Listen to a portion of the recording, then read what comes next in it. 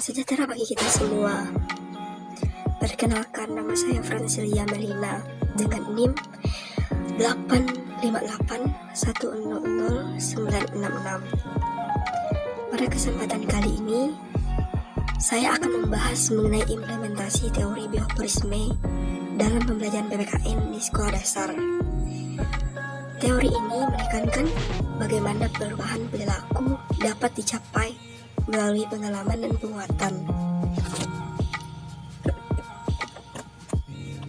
Tujuan dari presentasi ini adalah untuk memberikan pemahaman mengenai konsep dasar teori bioporisme, tahapan pengembangannya, serta contoh implementasinya dalam pembelajaran PPKN di sekolah dasar. Teori bioporisme menekankan perubahan perilaku melalui pengalaman dan penguatan. Dalam konteks PPKN, teori ini sangat efektif untuk menanamkan nilai-nilai Pancasila, aturan, dan norma sosial melalui metode yang terstruktur dan penguatan positif.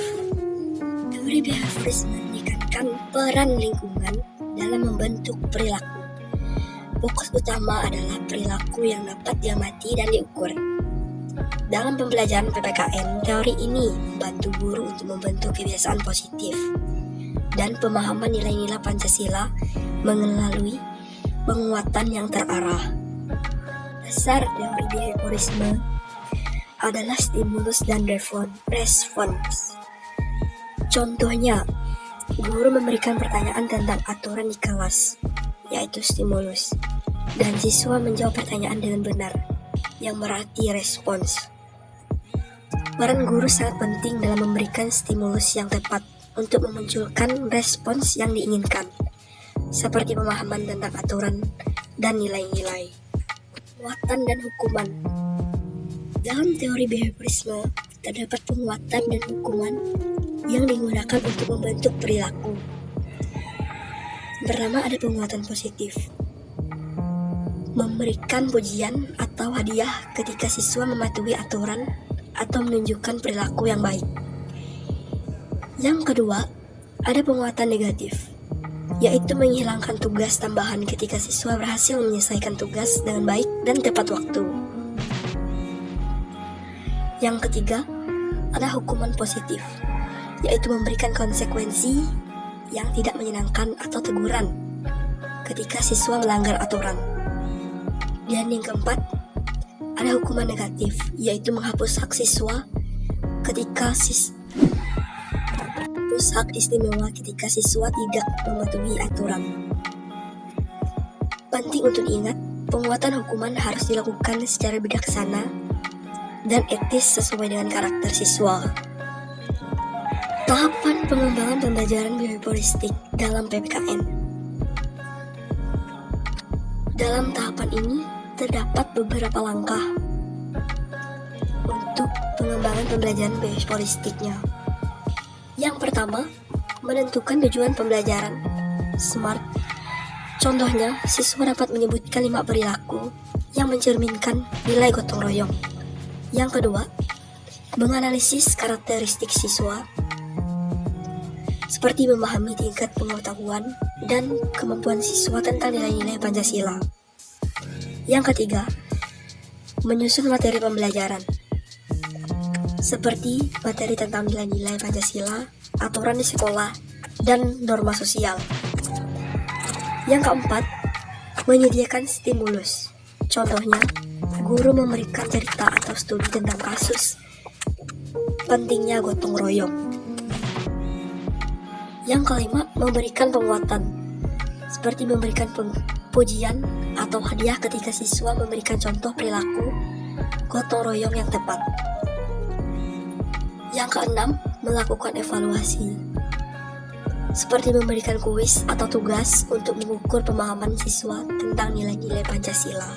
Aspek intelijensi dalam bioporisme pada PPKN mencakup beberapa kemampuan-kemampuan. Dan kemampuan-kemampuan tersebut adalah yang pertama, kemampuan diskriminasi, yaitu membedakan perilaku yang sesuai dan yang tidak sesuai dengan nilai-nilai Pancasila.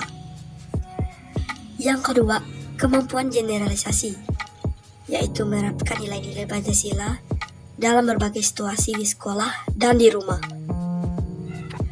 Yang ketiga, kemampuan asosiasi, yaitu menghubungkan perilaku dengan konsekuensi positif dan perilaku buruk dengan konsekuensi negatif. Yang keempat, ada kemampuan mengingat, yaitu menyimpan informasi dan pengalaman belajar tentang nilai-nilai Pancasila. Tasinya dalam mata pelajaran PKN. Yang pertama, guru memberikan contoh perilaku yang mencerminkan nilai gotong royong. Yang kedua, siswa meniru dan mendapat umpan balik positif, seperti pujian dan diberikan stiker. Yang ketiga, guru menanamkan nilai Pancasila melalui aturan kelas dan penghargaan. Dan yang keempat, guru memberikan kuis dengan hadiah untuk memotivasi siswa menghafal nilai-nilai Pancasila. Teori bioporisme dalam pembelajaran PPKN. Yang pertama, efektif untuk mengajarkan nilai-nilai dasar Pancasila dan aturan. Yang kedua, membantu manajemen kelas yang teratur dan disiplin.